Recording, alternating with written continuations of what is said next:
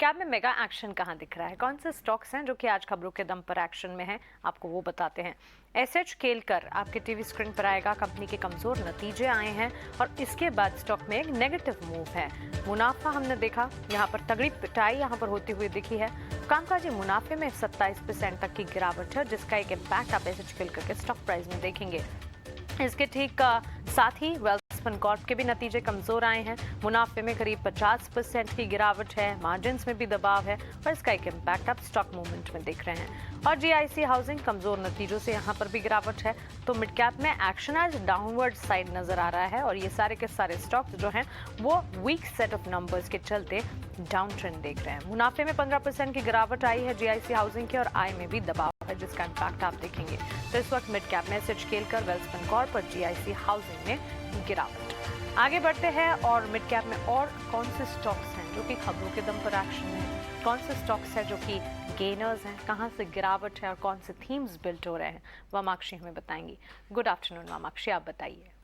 जी बिल्कुल, good afternoon Mansi. शुरुआत करते हैं हम कुछ टॉप गेनर्स के साथ। तो ये लिस्ट को टॉप करता हुआ नजर आ रहा है क्लीन साइंस। हम देख रहे हैं कि लगातार 4 दिन से स्टॉक में काफ़ी अच्छी तेज़ी बनी हुई है। इनफैक्ट कल हमने देखा था कि स्टॉक करीब 8% तक बढ़ा था और आज भी स्टॉक टॉप गेनर्स में शामिल है।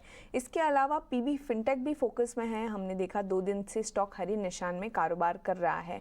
दालमिया भारत 5 दिन से स्टॉक में हम देख रहे हैं काफ़ी अच्छी तेज़ी बनी हुई है। आज भी करीब 2% से अधिक चढ़ा है ये स्टॉक। और टीवीएस मोटर्स 2 दिन की गिरावट के बाद हम देख रहे हैं कि स्टॉक आज हरे निशान में कारोबार कर रहा है।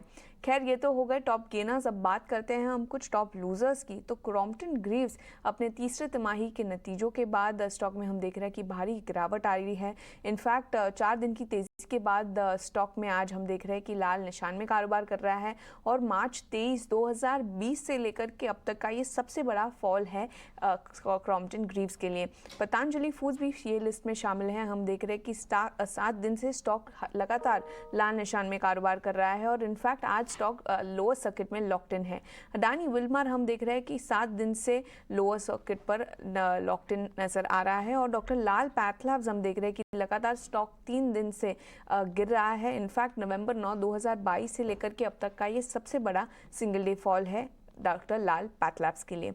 इसके अलावा काफ़ी सारे थीम्स भी फोकस में हैं। हम देख रहे हैं कि अधिकतर थीम्स यहाँ पर हम देख रहे हैं कि काफ़ी बिकवाली हो रही है। कंस्ट्रक्शन स्टॉक्स की बात कर लेते हैं पहले। Ganesh Housing, Macrotech Developers, Vascon Engineerings, RVNL जैसे सारे स्टॉक्स में करीब 1 से 2% की गिरावट हम देख रहे हैं। इसके अलावा हम देख रहे हैं कि शुगर स्टॉक्स में भी भारी गिरावट नज़र आ रही है। शुगर स्टॉक्स की बात करें तो अगर हम देखते हैं Shri Renuka Sugar, Bajaj Hindustan, Dwarikesh Sugar, EID Parry में काफ़ी भारी गिरावट नजर आ रही है। खासकर रेणुका शुगर 6% से अधिक की गिरावट ये स्टॉक में हम देख रहे हैं। बिल्कुल वामाक्षी, शुक्रिया। ये ढेर सारी खबरें और इनफैक्ट स्टॉक स्पेसिफिक मूव्स, लेकिन इसके अलावा भी वामाक्षी कुछ खबरें भी हैं जो कि आपके रेडार पर हैं, बताइए।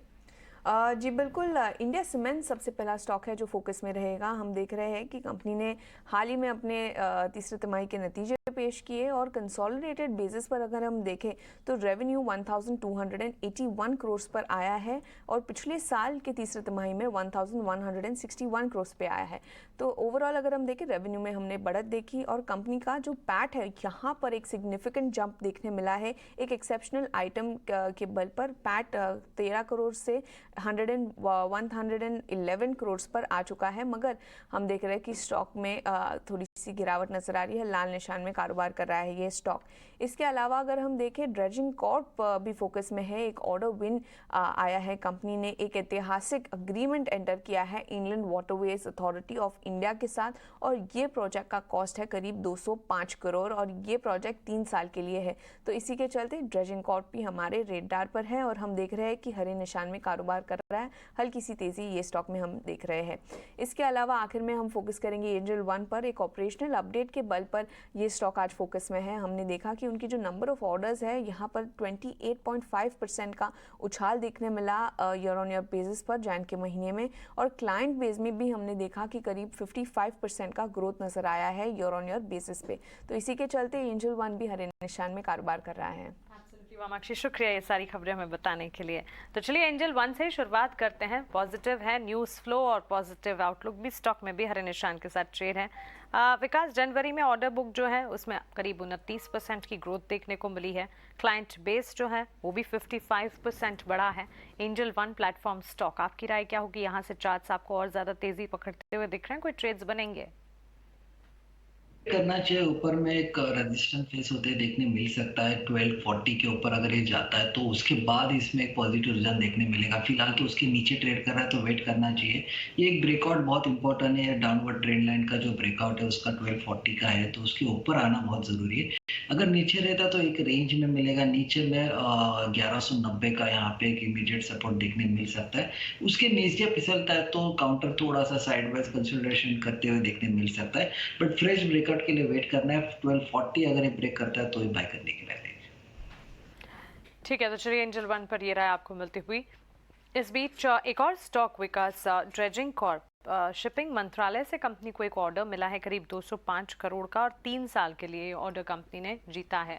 ऑर्डर विन के चलते फोकस है स्टॉक में, करीब आधे % की तेजी दिख रही है। चार्ट चेक कीजिए, आप बताइए यहाँ से आगे कहाँ जाएगा स्टॉक, और important levels, target, stop losses के लिहाज से क्या लगते हैं? और देखो फिलहाल तो अभी वापस वो सपोर्ट जोन में आया जिसका 200 डीएमए के आसपास ही है। काउंटर ट्रेड कर रहा है 328 के आसपास, उसका 200 डीएमए देखने मिल रहा है। तो आज उसके आसपास ही जाके वापस आया, लेकिन एक फ्रेश बाइंग जो इसमें आएगी वो ऊपर की जो शॉर्ट टर्म एवरेज है वो आ रही है 340 356 के आसपास आ रही है। तो उसके ऊपर ये काउंटर निकलेगा तो मुझे लगता है वापस ऊपर की तरफ एक मोमेंटम कैरी करेगा जो आ रहा है 50 डीएमए का 390 और 400 के आसपास का। हालांकि इस काउंटर में भी हमने देखा है कि लास्ट ऑलमोस्ट दिसंबर से एक टॉप बनने के बाद एक डाउन साइड का एक ट्रेंड यहाँ पे देखने मिला था, बट अभी भी एक पॉजिटिव साइड का स्ट्रक्चर अभी तक इसमें बना नहीं है। जैसे ये वापस 370 380 के ऊपर ये काउंटर चलना चालू करेगा तो उसके बाद यहाँ पे जो रुझान है वो पॉजिटिव होगा। लेकिन शॉर्ट टर्म टारगेट यहाँ पे 370 380 के आसपास के रख के यहाँ से लेके जा सकते हैं। नीचे में 328 का एक स्टॉप लॉस रखिए जो 200 डीएमए का है, जो लास्ट 3-4 ट्रेडिंग सेशन में हमने देखा है कि उसके आसपास ही ट्रेड कर रहा है, बट वो ब्रेक नहीं कर पा रहा है। उसके ऊपर ही वो end of the day closing basis sustain कर रहा है। तो मुझे लगता है ये स्टॉप लॉस इसमें बाय कर सकते हो। पहला टारगेट 370 रहेगा और 380 के आसपास के 2 टारगेट यहाँ पे देखने मिल सकते हैं। अगर वहां पे वो सस्टेन करता है तो ऊपर की नई रेंज यहाँ पे ओपन होती देखने मिलेगी। चलिए ड्रेजिंग कॉप पर ये राय।